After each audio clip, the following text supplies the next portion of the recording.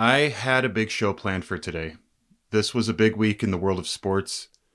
A lot of very important things happening this week in the NFL, the NCAA, NBA, all over the place.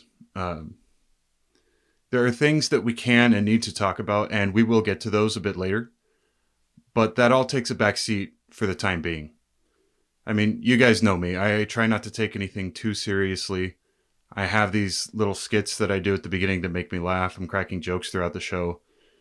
But we have a more pressing matter at hand. At this moment, there is nothing more important to talk about than Damar Hamlin. On Monday night, Damar Hamlin of the Buffalo Bills made a tackle on wide receiver T. Higgins. Higgins brought his shoulder down into the chest of Hamlin during the tackle. After making the tackle, Hamlin stood up and immediately collapsed on the field.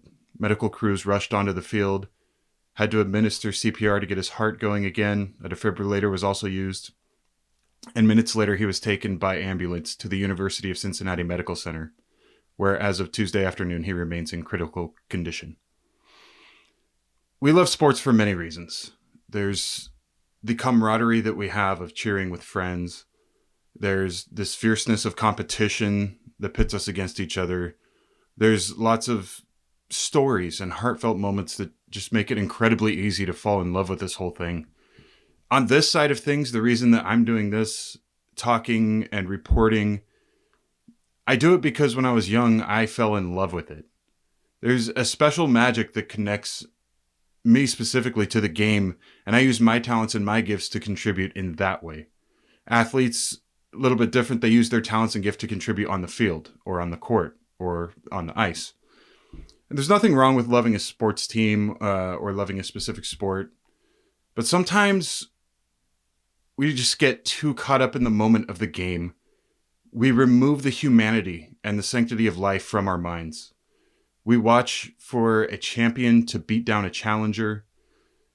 We watch to see if the player that we picked beat the player that our friends picked. And in our minds, we turn this into something that's an even bigger game. And that's all it ends up being, is just a game.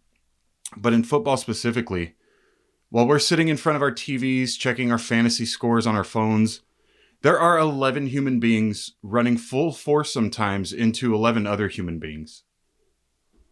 And when Damar Hamlin collapsed on the field on Monday night, we were violently jerked out of our imaginary perception that this is just a game. Instead of waiting for an athlete down on the field to give a thumbs up so we can resume the game, we're now waiting to see what happens to a very real person, the man beneath the helmet, Damar Hamlin, who is currently fighting for his life. Damar, too, came into the day thinking about the game. He loves the game. It's what he's passionate about. It's his livelihood. No one thought this was even a remote possibility entering Monday night. But now here we are, praying, hoping, reflecting. Jackson Cochran was kind enough to join me today. Jackson, this isn't something, quite frankly, any of us were prepared to discuss. This really is just an unprecedented event that has happened during an NFL game. Let us know where your mind is right now. Give us your thoughts as we're all just trying to process this unfortunate event. Well, first and foremost, thoughts and prayers are with Damar Hamlin and his family, his teammates, everyone who on the other side with the Cincinnati Bengals, T. Higgins. It's just like what you were saying so eloquently before, just we escape in this form of content that gives us entertainment, and that's what it is. For us, it's entertainment. For them, it's their livelihoods. And at the same time, we are just removing ourselves, but then that human element does come into play. And this is a different type of injury because as other people have gone on from the broadcast last night, and as you can see on social media throughout today, there are so many people just chiming in and curious about where is this going. And of course, the health and safety of the players and Damar mostly, just because we want to know and make sure that he's okay and we're not worried about play resuming in the NFL at this time. Because at the time of us recording this, what is it, Tuesday evening? Yeah. It's Tuesday evening, and we already know that they're not going to resume the play at all this week. We know that the Bills and the Bengals aren't going to pick back up because some players from the Bills have already made their way back to Buffalo, and some players decided to stay, and rightfully so. It's just it's a difficult thing to navigate right now, especially with us just being at home sitting on our couches watching the game and not being there on the field, but just it's one of those things that's just hard to process because you don't ever think about this because we know, as you were saying, injuries, ACL tears, concussion protocol, everything along those lines. But this is something far worse that has ever happened on a football field. After a couple replays of the game during the broadcast, I'm glad that they stopped showing the play. And yeah, I'm kind of a little lost for words It's at the moment. absolutely, yeah. We how do you process something like this? This hasn't happened before. I mean, how do we process this as people who talk about sports? How do the players process this? The teammates, the fans, the family. We're all being jarred out of the moment, and so are they. But they have a job to do. And how do you process that as Joe Buck or Troy Aikman or Scott Van Pelt? Lisa Salters was emotional on the field, and rightfully so, and it was showing. And there's nothing wrong with that at all. Even just sitting here, you and I, it's a day later. We're still having real trouble processing this and knowing exactly what happened.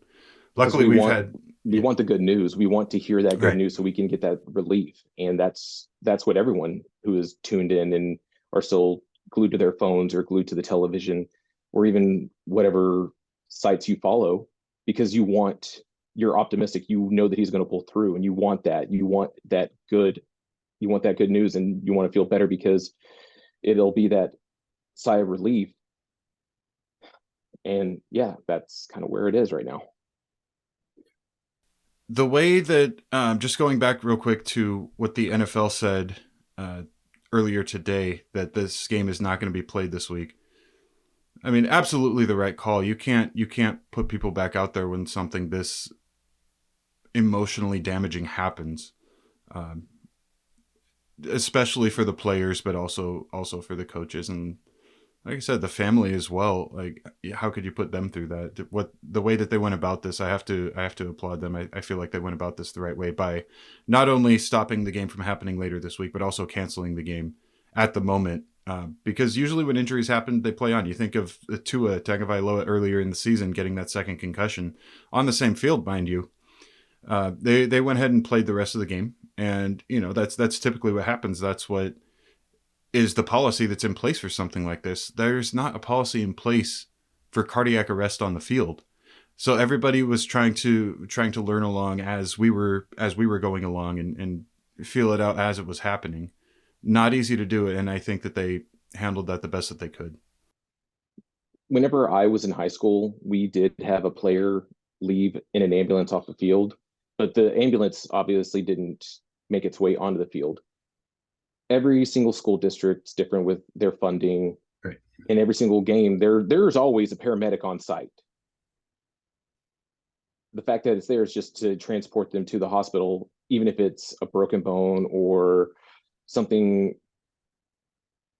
It's still an injury, but nothing as major as what happened with Damar Hamlin last night. And I witnessed that in high school, that a player had a concussion and he was knocked unconscious, and they, put him on the cart, got him in the ambulance, and took him to ER.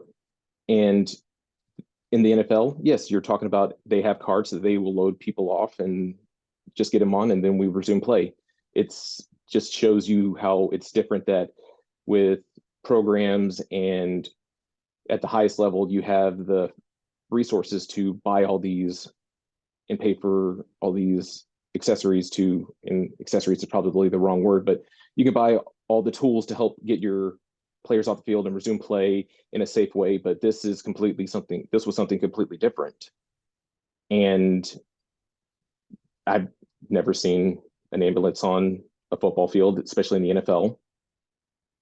And a lot of people who cover this sport that I follow and read their articles and respect them, they've never seen it either. John Mm-hmm. McClain, who just retired from the Chronicle here in Houston, covering the sport he covered the Oilers when they were in Houston. He covered the Texans. He said that he's never seen anything in his career. And no disrespect to John, like because of his age, he's an older gentleman, well respected. And whenever someone to his stature says something like that, it just makes you think, wow, that's wild. Oftentimes in situations like this, we, while we're still reeling, we try our best to find any kind of silver lining that we can. And I think if there is one silver lining that we could look at, it's that a lot of people got to know over the last 24 hours who Damar Hamlin was, and apparently he was a guy who loved giving back to his community. He was starting a toy drive for the kids in his community that were affected by COVID. The goal was $2,500. I believe it had far exceeded that and went to 7,000 before the game started. I'm checking my phone right now. Right now, the donations are over $5 million. Yeah, I was going to say the last time I checked, it was over 4 million, and it just shows how great. Because if anything, Bill's Mafia has shown in the past their ways of generosity, especially whenever they beat Lamar Jackson and the Baltimore Ravens. People in Bill's Mafia were just donating $8. Same thing whenever they beat Andy Dalton, $14. Just, but you see that Andy Dalton donates $3,000 for number 3, and just the outpour of people supporting and just showing that we're all in this. We're rooting for you. We're hoping for a recovery, and we're just hanging on for a miracle right now. It does come to the back of my mind, when and how is this going to resume? Not the game in general, but are we going to have a Week 18 NFL slate? It's just, that's because right now the NFL is saying we're still going to have our slate of games, and that's what's up in the air. It's just okay, because people are concerned about seeding when the playoffs are coming, because it was Week 17, one more week, and everyone starts going to the Super Wild Card weekend. We don't know what route this is gonna go now. Yeah, and I think it would be a little bit asinine to sit here and just say all you can think about is the player, because our minds are wired to race a million miles a minute when tragedy like this happens. So yeah, it's definitely normal to have those thoughts of what's going to happen Week 18. How is this going to play into the wild card and divisional seeding? How are we going to get to go with playoffs? Is this going to be a tie? It's secondary, but it is important. Lots of questions being asked right now. Very few answers. Damar Hamlin, the important thing, keeping him in your thoughts and prayers. Jackson, I don't know if I've ever seen a better weekend of college football action in my life. All of these playoff games were so down to the wire. Even the Cotton Bowl was down to the wire. But let's talk some of these playoff games first. Let's talk the Fiesta Bowl. Number 3 TCU against number 2 Michigan. So in this game, not a lot of people gave TCU a chance, but they got out to an early lead. No, not at all. Yeah. I mean, I get it. Michigan had such a dominant year. They lit up Ohio State. This is a brand new version of TCU, and in this game in particular, they got out to an early lead. They had their first score on a pick 6 from J.J. McCarthy. Max Duggan, man, he was legit in this game. He had a rushing touchdown, ran almost like a running back between the holes to get there. His speed, not something he's really known for, but no, he made it happen. One thing about it is, while the Horned Frogs won, they relied heavily on the run. It wasn't just with Max Duggan just no tearing it up, just passing up and down the field, because about third, fourth quarter, he was 1 touchdown to 2 interceptions. It was because I was watching the game whenever I was working out before Boom Day started here at the house. And I just wanted to make sure that I got as much college football in as I could. And that was the game that I would put on. And I was like, wow, TCU is just tearing it up. And the fact that I just continue to watch and not really pay too much attention to it was I just, well, game's over. Michigan did start coming back a little bit, but then once they scored, TCU retaliated and scored again. And that's the thing. You love seeing offense like this. You just love high scoring games because it's very entertaining. Everyone can Oh get yeah. behind all the points, rack up the score. I mean, It was just one of those great things. I'm the kind of guy that loves a pitcher's duel. I'm kind of wired like that, but I also love seeing some high scoring offensive production. TCU, their first half lead was just too much to overcome. It was 21-6. Honestly, it should have been 21-3 if it wasn't for that last second pass interference that brought them down the field to get him within field goal range. But Michigan, like you said, Michigan got it up to 21-16, then TCU just went up past that. And then Michigan starts to come back. TCU kept going back and forth, man. It was such a great and entertaining game, like you said. I do want to talk about one of the plays that happened late in the game. I don't know if you were able to see it, but the very last play, TCU, the TCU player was not called for targeting. And I don't know if you saw, but to me, it looked like the crown of the helmet went straight into the Michigan player's head while he was turning and falling to the ground while already being tackled. To me, that's the definition of targeting, and I'm not a Michigan homer at all. I very neutral on Michigan, very neutral on TCU as well. But it did not look like it could have been anything else. And what a lot of people have been saying, especially looking at like Twitter feeds, not just from random people, from sportscasters, is that was the definition of targeting on that play. Definitely got to look it up later. Well, that was one of the things that, and while I know we're talking about the Fiesta Bowl, what about Harrison for Ohio State, Marvin Harrison Jr.? Right, Because right. that was speculated as some people saying that was a target, and some people saying no. And it's just, especially with replay, it's so easy to get it right. It should be easy to get it right because you have all these cameras, you have all these different angles, you have high tech that's going into the broadcast that you should be able to. Now, whenever it's a scrum, it's hard to make that decision on what happened in a play, but something like a target should be easy to call. Yeah, never leave it in the hands of the refs. I mean, you always want to, because they're human as well. They're better at what they do than a lot of people give them credit for most of the time. But yeah, you want to make sure you win big, and if you leave it into the hands of the refs. But by the way, even if that targeting penalty was called, they were still pretty deep in their own territory. I don't think Michigan could have got it far enough down the field. But it's something that I'm still just completely puzzled by. And if somebody knows why that wasn't targeting, please let me know. Reach out to me. I'll give you my phone number after the show. Call me and tell me why it wasn't targeting, because it looked like the actual definition of targeting to me. Hit up the circus catch in our DMs, and then we can exchange information there. There we go. From the Fiesta Bowl to the Peach Bowl, because if there's one game that could top that, it was this one.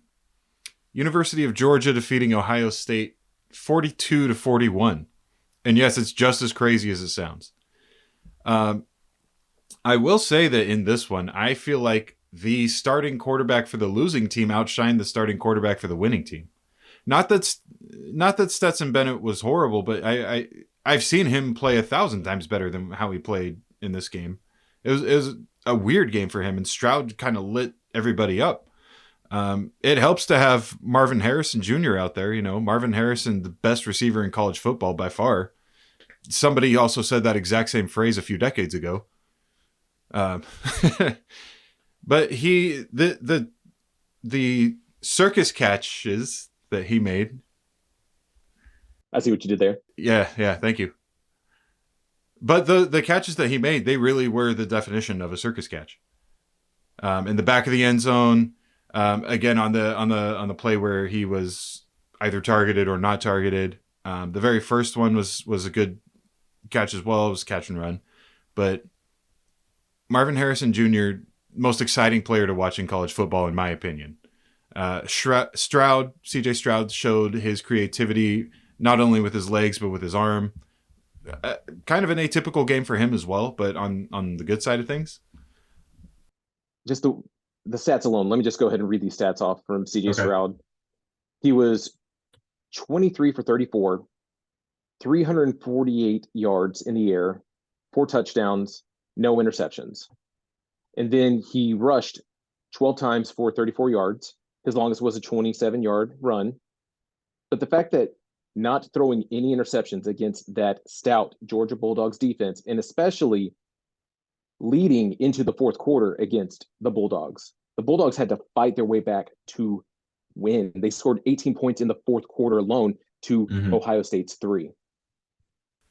Hey, let's be honest, too. We just witnessed Ohio State get their asses handed to them by Michigan. Yeah. So, yeah, coming into this game, I didn't expect to see such a valiant effort from the Buckeyes. And just squeaking into the college football playoff. Let's not forget that. Yeah.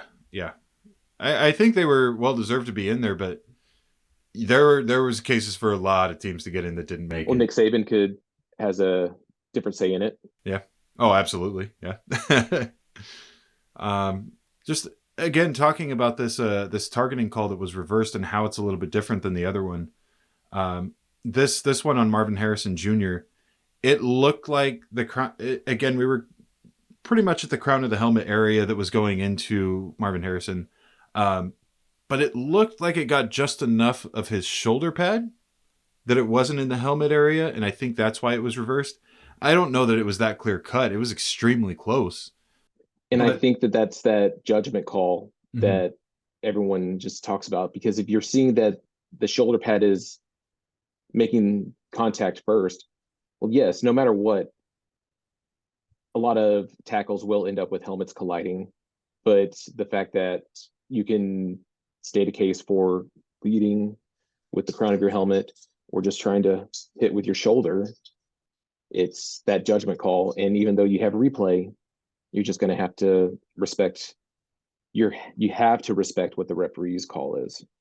Everyone, because we don't have any skin in this game. We're just watching it because we're spectators and we're enjoying high scoring games. That's the big thing. I'm just watching for the entertainment value. Yeah, same. I could say that I have stake in Georgia because I have family that lives in Georgia. But other than that, there's no allegiance. I didn't go to the University of Georgia. I didn't go to the Ohio State University. I'm just watching football because I love football. It's a great game. It's fun.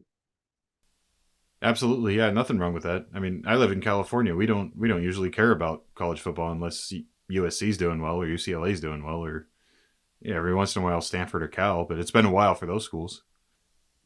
So that may be the craziest ending I've ever seen to a game. The missed field goal at the end by Ohio State. Yeah. 1 point win for Georgia.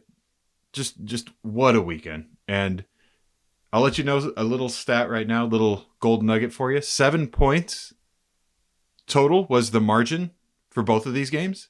It's the narrowest margin in the playoff era. Granted, the playoff era hasn't been that long, but no. Still, I feel like that's going to be a record that holds up for a long time. Here's another little nugget. Sure. Out of all the top Texas teams, you have your Texas A&M, the only Texas team to ever make the college football playoff and win, TCU. Imagine that.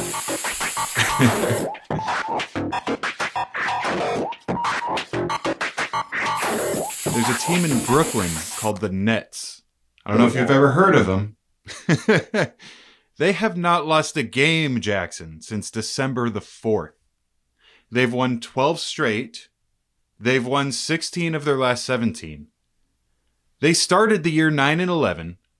Their current record is 25-12. That puts them in second place in the East. They're one game behind Boston for the number 1 seed. Just considering how insane the start of the season was for them, this is kind of hard to believe. I know they're chock full of superstars, But we saw all the drama with Kyrie Irving and him having to sit out and him having to go through all this sensitivity training and what have you, and the stuff that he's not, to be honest, probably not comfortable with, and stuff that he probably just did to go through the motions. Steve Nash got fired at the beginning of the year. Head coach. Your players are wanting the head coach out. He's out. New coach takes over, Jacques Vaughn. But not only that, they wanted Steve Nash in the beginning, and now he's out. Mm-hmm. Yeah. I didn't think he was a bad coach personally, but Jacques Vaughn comes in. Usually when you get an interim coach, that's either a really good thing or a really bad thing. KD has obviously been playing out of his mind.